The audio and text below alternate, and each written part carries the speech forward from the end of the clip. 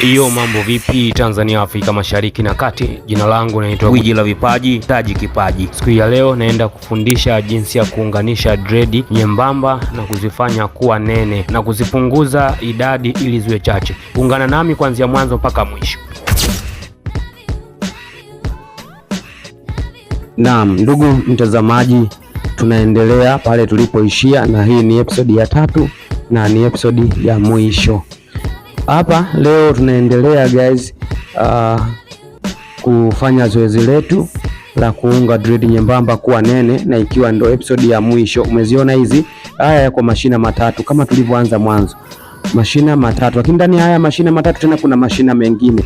Ukiona hii shina la kwanza hili lina mashina mengi, maana yake huyu mtu mwanzo aliungwa kama nilivyosema, kwa wale ambao mmefuatilia kuanzia episode ya kwanza, aliungwa na nyuzi.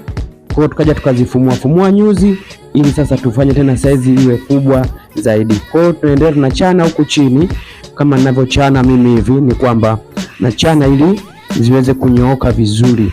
Alafu hatua inayofuata ni kucroch na sindano hii ya kuroshia au ya kufumia vitambaa. Na size, kuhusu size yake watu wengi wamekuwa wakiuliza ni sindano ni size namba ngapi? Umeona, nitawaambia hapo mbele hii sindano ni size namba ngapi. Kwanza tuendelee. Umeona hapo na coach naendelea kucoach.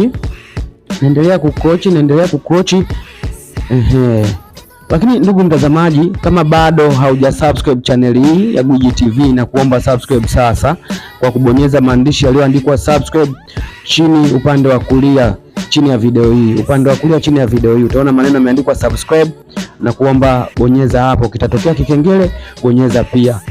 Hicho kikengele unapobonyeza kinakusaidia wewe kukupa taarifa kila Gwiji la Vipaji ninapokuwa na post video mpya za mafunzo kama haya. Kwa hiyo ili usipitwe na video zangu nyingi, unapo subscribe. Umeona hizi guys, unaziona mashina matatu, lakini ndani ya mashina kuna tena mashina mengine madogo. Manake ni kwamba huyu mtu mwanzo alikuwa na dread nyembamba mno, alafu akaja akaziunga. Katika kuziunga bado sasa zikawa zinafumuka kwa sababu alishonwa na nyuzi, kwa hiyo zikawa zinajiachia. Umeona, kutokana kwamba nyuzi zina tabia ya kuchoka. Kwa hiyo nyuzi zinapochoka dread huwa zinajiachia. Kwa hiyo njia sahihi na njia nzuri ni hii ya kucroch, ndipo nywele zinakaa vizuri, lakini pia hata mtu hawezi kujua kama uliunganisha. Umeona kama tumemaliza guys. Unaona hii hapa, umeona hapa ninachokifanya mimi, nafanya finishing, naangalia hapa ambapo haijashika vizuri, haijakaa vizuri. Umeona hii hapa, umeiona ilivyokaa? Umeona, nadhani umeona yalikuwa mashina matatu, sasa tumeyafanya kuwa shina moja. Umeona linavyoonekana ni shina moja kabisa, kiasi kwamba huwezi kujua kama nywele hizi ziliungwa au zilikuwa ngapi. Kwa hiyo kwa mahitaji ya huduma zangu, kwa wale ambao mnahitaji kuanzisha dread, kurepair dread, kuunga dread, kufumua dread, Gwiji la Vipaji nafanya huduma hizo. Kwa hiyo unaweza ukanicheki kwa namba ya simu ya 0712644408 0712644408 kama inavyoonekana hapo kwenye video upande wa kulia chini hapo. Hiyo ndo namba yangu, unaweza ukanicheki. Umeona nywele zilivyoonekana? Nadhani wale mliona toka video ya kwanza, episode ya kwanza, mliona nywele mwanzo zilivyokuwa na sasa hivi ni tofauti. Kwa hiyo huyu kuanzia leo ni kwamba dread zake zitakuwa na unene huu, zitaendelea kuwa na unene huu.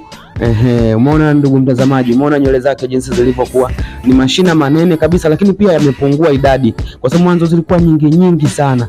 Kwa hiyo akawa anatamani kuzifanya ziwe chache kichwani na ziwe nene kabisa kama unaweza kuona. Na huo unene ni saizi hiyo ambayo aliitaka yeye. Pia unaweza ukatengeneza unene zaidi ya huo, hata nywele zikawa hata 6, 7, 10 kichwani. Kwa hiyo ni wewe mwenyewe hitaji lako unavyohitaji. Ndugu mtazamaji, na kuomba usiache kucomment. Naomba dondosha komenti zako hapo chini kama mafunzo haya kuanzia episode ya kwanza mpaka hii ya mwisho yamekusaidia. Naomba ucomment hapo chini, lakini usisahau kushare, kulike pia guys, na kutazama video full kabisa. Link nimekuwekea chini ya maelekezo ya video hii. Kwa hiyo mpaka hapo ndugu mtazamaji, sina la ziada.